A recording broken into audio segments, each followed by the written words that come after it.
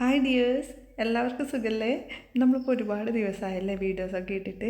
അപ്പോൾ ഏകദേശം ഒരു മാസത്തിലധികം തന്നെയായി വീഡിയോസൊക്കെ ഇട്ടിട്ട്. അപ്പോൾ വീട്ടിൽ കുറച്ച് പണിയും കാര്യങ്ങളൊക്കെ ഉണ്ടായതുകൊണ്ടാണ് കേട്ടോ നമ്മൾ വീഡിയോസൊക്കെ ഇടാൻ വേണ്ടിയിട്ടൊന്ന് ഡിലേ ആയി പോയത്. അപ്പോൾ ഇപ്പോൾ പണിയും കാര്യങ്ങളൊക്കെ കഴിഞ്ഞിട്ട് ഫ്രീ ആയിട്ടുണ്ട്. ഇനിയിപ്പോൾ പഴയതുപോലെ തന്നെ നമുക്ക് വീഡിയോസും കാര്യങ്ങളൊക്കെ ആയിട്ട് മുന്നോട്ട് പോകാം കേട്ടോ. നമ്മുടെ വീട്ടിൽ പണിയെടുത്തത് സീലിങ്ങിൻ്റെ വർക്കാണ് കേട്ടോ. അതുപോലെ തന്നെ ഒന്ന് പെയിൻ്റ് അടിക്കുകയും ചെയ്തു. നമ്മളിവിടെ നിന്നിട്ടിപ്പോൾ 6 വർഷത്തോളമായി. അപ്പോൾ നിൽക്കുന്ന സമയം നമ്മളിതിന് പെയിൻ്റൊന്നും ചെയ്തിട്ടില്ല, പ്രൈമർ മാത്രം അടിച്ചിട്ടാണ് കേട്ടോ നമ്മൾ നിന്നിട്ടുള്ളത്. പെയിൻറ്റിൻ്റെ പണി തീർന്നപ്പോൾ തന്നെ വീട്ടിനുള്ളിലൊക്കെ നല്ല വെളിച്ചം വെട്ടമൊക്കെ വന്നതുപോലെ തന്നെയായി കേട്ടോ. എന്തുണ്ടെങ്കിലും നമ്മൾ ഭംഗിയാക്കി വെച്ച് കഴിഞ്ഞാൽ എല്ലാം നല്ല ഭംഗിയായിട്ട് തന്നെ ഉണ്ടാകും. അപ്പോൾ വീടൊക്കെ അല്ലേ, അപ്പോൾ നമ്മൾ എത്രത്തോളം നീറ്റായിട്ടും ക്ലീനായിട്ടും വെക്കുന്നു അതുപോലെയാണ് അത് ഉണ്ടാവാൻ ചെയ്യുക. അപ്പോൾ ഇതാണ് കേട്ടോ നമ്മൾ പണി ചെയ്യുന്ന സമയത്തുള്ള വീഡിയോ. അപ്പോൾ അതാ ഇത്രയും പൊടിയും കാര്യങ്ങളൊക്കെ ഉണ്ട്. അപ്പം നമ്മൾ നിൽക്കുന്ന വീട് തന്നെ ആയതുകൊണ്ട് വൃത്തിയാക്കാനും ഒക്കെ ഭയങ്കര ബുദ്ധിമുട്ടായിരുന്നു, പൊടിയുള്ളത് കൊണ്ട് തന്നെ. സീലിംഗ് വർക്ക് ചെയ്തതുകൊണ്ട് തന്നെ അതിന് പുട്ടിയിരുന്ന ടൈമിൽ ചുമരടക്കം പുട്ടിയിട്ടിട്ടുണ്ടായിരുന്നേ. അപ്പോൾ അതൊക്കെ മുഴുവൻ അടച്ച് കളഞ്ഞതുകൊണ്ടാണ് ഇത്രയും പൊടിയും കാര്യങ്ങളൊക്കെ ഉണ്ടായത്. പണിക്കാർക്കൊക്കെ ഫുഡും കാര്യങ്ങളൊക്കെ ഉണ്ടാക്കി കൊടുക്കേണ്ടതുകൊണ്ട് തന്നെ പിന്നെ വീഡിയോ എടുക്കാനൊന്നും പറ്റിയിട്ടില്ല. അപ്പോൾ ഇതൊക്കെ ക്ലീൻ ചെയ്യാൻ വേണം അതിലിടക്ക്. അപ്പോൾ ഇതൊക്കെയായിരുന്നു അവസ്ഥ. ആദ്യം തന്നെ നമ്മൾ സീലിങ്ങിൻ്റെ പണിയായിരുന്നു കേട്ടോ എടുത്തത്. അപ്പോൾ നമ്മുടെ സീലിങ് മുകൾ ഭാഗത്തൊക്കെ നല്ല ഹൈറ്റായിട്ട് കൂമ്പ് പോലെയായിട്ടാണ് ഉണ്ടായിരുന്നത്. അപ്പോൾ അതൊന്ന് ലെവലാക്കി എടുക്കാൻ വേണ്ടിയിട്ടായിരുന്നു സീലിംഗ് ചെയ്തത്. ഇതായിരുന്നു കേട്ടോ പെയിൻ്റൊക്കെ അടിക്കുന്നതിന് മുമ്പുള്ള വീടിൻ്റെ ഒരു പിക്ചർ. അപ്പോൾ പ്രൈമർ മാത്രം അടിച്ചിട്ടുള്ള ആ ഒരു അവസ്ഥയും അതുപോലെ തന്നെ പെയിൻ്റ് അടിച്ചിട്ടുള്ള ആ ഒരു മാറ്റവും രണ്ടും രണ്ട് തന്നെയാണ്. അപ്പോൾ പെയിൻ്റൊക്കെ അടിക്കുമ്പോഴേക്കും വീടിന് നല്ല വെട്ടവും വെളിച്ചമൊക്കെ ഉണ്ടായി. ഇതിപ്പോൾ ജിപ്സം ബോർഡ് അടിച്ചതിൻ്റെ വർക്കാണ്. അപ്പോൾ ഈ ഒരു ബോർഡിൻ്റെ മുകളിലായിട്ടാണ് കേട്ടോ പുട്ടിയൊക്കെ ചെയ്യുന്നത്. അപ്പോൾ അത് ചെയ്യുന്ന സമയം തന്നെ നമ്മൾ ചുമരടക്കം താഴ്ത്തിയിട്ടായിരുന്നു പുട്ടി അടിച്ചത്. ഇത് സ്റ്റെയർ കേസിൻ്റെ മുകളിലെ ഭാഗമാണ്. അപ്പോൾ അത് ഉയരം കെട്ടിയിട്ടാണ് കേട്ടോ ചെയ്തിട്ടുള്ളത്. അപ്പോൾ ആ ഒരു ഉയരം അഴിക്കുന്നതിന് മുമ്പായിട്ട് തന്നെ ആ ഒരു ഭാഗമൊക്കെ ലൈറ്റും വെച്ചു, അതുപോലെ തന്നെ പുട്ടി അടിച്ച് പെയിൻ്റൊക്കെ ഇട്ടിട്ട് സെറ്റാക്കിനായിരുന്നു.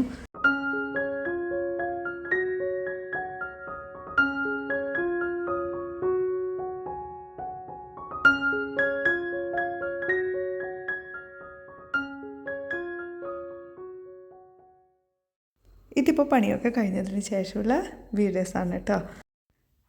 ഓരോ ദിവസം പണി കഴിയുമ്പോഴും ഫ്ലോറൊക്കെ നമ്മൾ അന്നന്ന് ദിവസം തന്നെ ക്ലീൻ ചെയ്തെടുക്കുകയാണ് കേട്ടോ ചെയ്യാറ്. അല്ലാതെ നമുക്കിവിടെ നിൽക്കാൻ വേണ്ടേ. അതുകൊണ്ട് അന്നന്നത്തെ ദിവസം നിലമൊക്കെ നന്നായിട്ട് ക്ലീൻ ചെയ്തെടുത്തത് കൊണ്ട് തന്നെ അത്ര വലിയ പൊടിയും കാര്യങ്ങളൊന്നും പിന്നീട് നിലത്ത് അങ്ങനെ ഉണ്ടായിരുന്നില്ല. അപ്പോൾ നമ്മുടെ ആ ഒരു പഴയ സോഫ നന്നായിട്ട് മോശമായിരുന്നു. അപ്പോൾ അതൊന്ന് എക്സ്ചേഞ്ച് ചെയ്തിട്ട് പുതിയൊരെണ്ണം മാറ്റി വാങ്ങിക്കുകയാണ് ചെയ്തത്.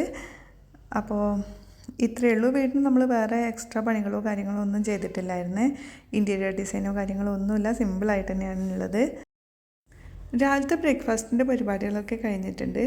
അപ്പോൾ രാവിലെ മൊത്തം ഒന്ന് കച്ചറിയായിട്ട് കിടക്കാൻ കേട്ടോ ചെയ്യുന്നത്. അപ്പോൾ ആ ഒരു കൗണ്ടർ ടോപ്പൊക്കെ ഒന്ന് ക്ലീൻ ചെയ്ത് വെക്കുന്നുണ്ട്. അതിന് ശേഷമാണ് കേട്ടോ ചോറിൻ്റെ ഒക്കെ പരിപാടി നോക്കുന്നത്. അപ്പോൾ കൗണ്ടർ ടോപ്പിൽ പ്രത്യേകിച്ച് ഒന്നുമില്ല, ഈ ഒരു 3 സാധനങ്ങൾ മാത്രമേ വെക്കാറുള്ളൂ. അധികം വാരി വലിച്ചിട്ട് സാധനങ്ങളൊന്നും വെക്കുന്നത് എനിക്കത്ര ഇഷ്ടമല്ല. അതുകൊണ്ട് തന്നെ ഈ ഒരു 3 സാധനങ്ങൾ മാത്രമേ എപ്പോഴും കൗണ്ടർ ടോപ്പിൻ്റെ മുകളിൽ ഉണ്ടാകാറുള്ളൂ. ചോറിൻ്റെ വെള്ളം നമ്മൾ വെച്ചിട്ടുണ്ട്. അപ്പോൾ അതൊന്ന് തിളച്ച് വരട്ടെ. അതുപോലെ തന്നെ നമ്മുടെ കിച്ചണും ഒന്ന് പെയിൻ്റൊക്കെ അടിച്ചതിന് ശേഷം നല്ല വെളിച്ചം വന്നിട്ടുണ്ട് കേട്ടോ. അതുപോലെ ഈ ഒരു ജനലും കാര്യങ്ങളൊന്നും മുമ്പ് പെയിൻ്റൊന്നും ചെയ്തിരുന്നില്ല, ആ ഒരു മരത്തിൻ്റെ ഇതിൽ തന്നെയാണ് ഉണ്ടായത്. അപ്പോൾ അതൊക്കെ ഒന്ന് പെയിൻ്റൊക്കെ അടിച്ച്. അപ്പോൾ വെള്ളമൊക്കെ ചൂടായ സമയത്ത് നമ്മൾ അരിയാണ് കേട്ടോ ഇട്ട് കൊടുക്കുന്നത്. റേഷൻ അരിയാണ്.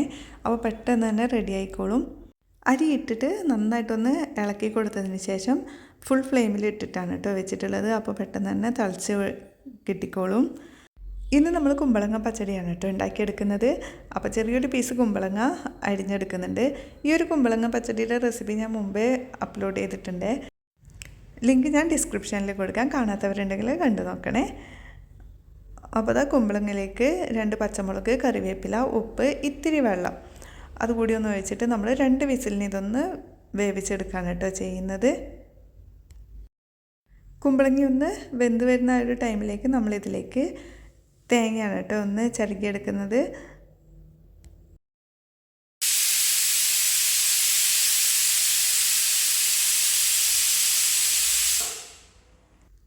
തേങ്ങ നന്നായിട്ട് അരഞ്ഞു കിട്ടിയതിന് ശേഷമാണ് കേട്ടോ നമ്മളിതിലേക്ക് 2 പച്ചമുളക് കൂടെ ചേർത്ത് അരച്ച് കൊടുക്കുന്നത്.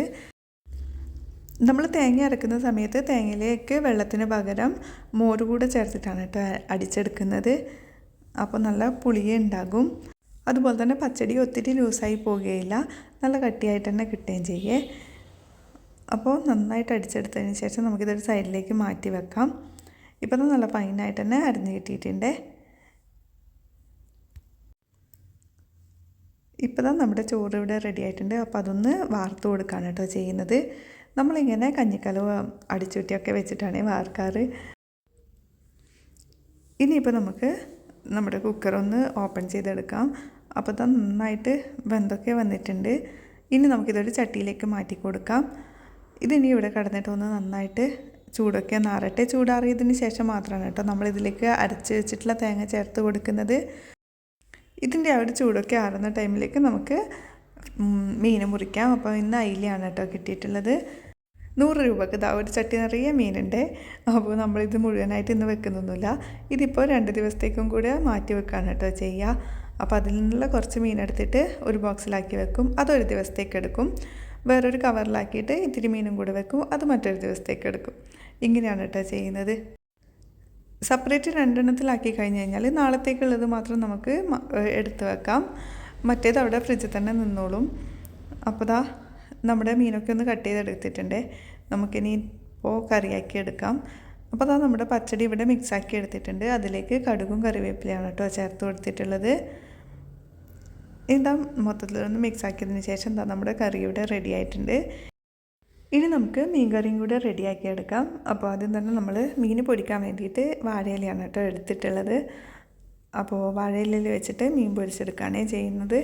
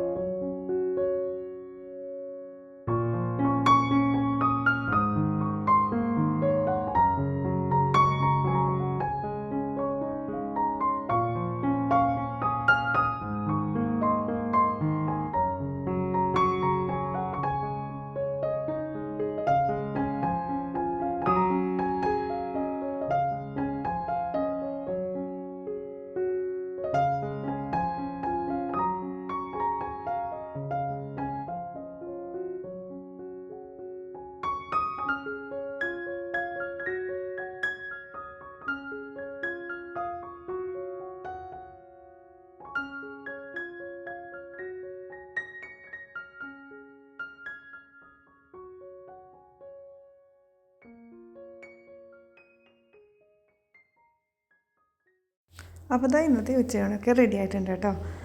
അപ്പോൾ ഇന്നത്തെ വീഡിയോ എല്ലാവർക്കും തന്നെ ഇഷ്ടമായി എന്ന് കരുതുന്നു. വീഡിയോ കണ്ട് ഇഷ്ടമാണെങ്കിൽ ലൈക്ക് ചെയ്യാനും അതുപോലെ തന്നെ സബ്സ്ക്രൈബ് ചെയ്ത് സപ്പോർട്ട് ചെയ്യാനൊന്നും മറക്കരുത്. അപ്പോൾ ഇതുപോലുള്ള മറ്റൊരു നല്ലൊരു വീഡിയോ ആയിട്ട് നമുക്ക് വീണ്ടും കാണാം. താങ്ക്